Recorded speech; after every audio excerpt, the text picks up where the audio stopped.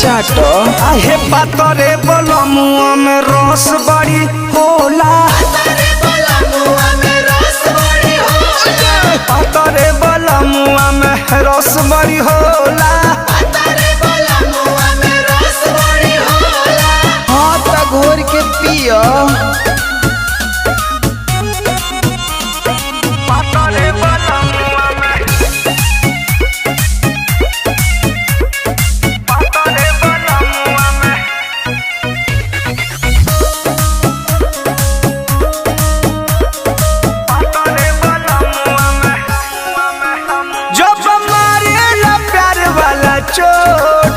हम तो जानी पलंगिए पलो मजा देवे ताजा सजनावा, खाके किसमिस काजू खरो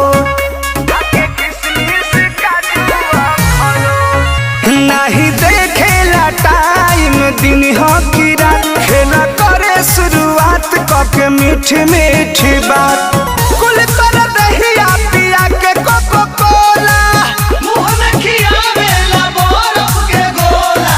हाँ तो चूसो आहे पातरे बलमुआ में रस बड़ी होला, पातरे बलमुआ में रस बड़ी होला, पातरे बलमुआ में रस बड़ी होला।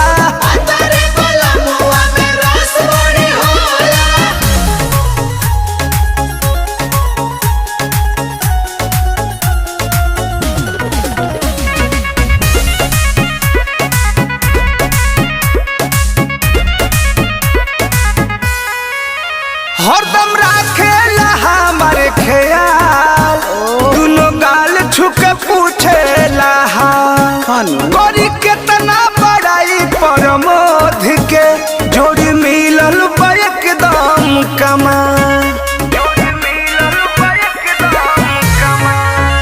नहीं रखे उपास पूरा करे लायास, रहे दूरे न कान्हा आनंद अभिलाष, चाहे गिरे ला बोला ओरे ना फरक भले फूटेला सोला।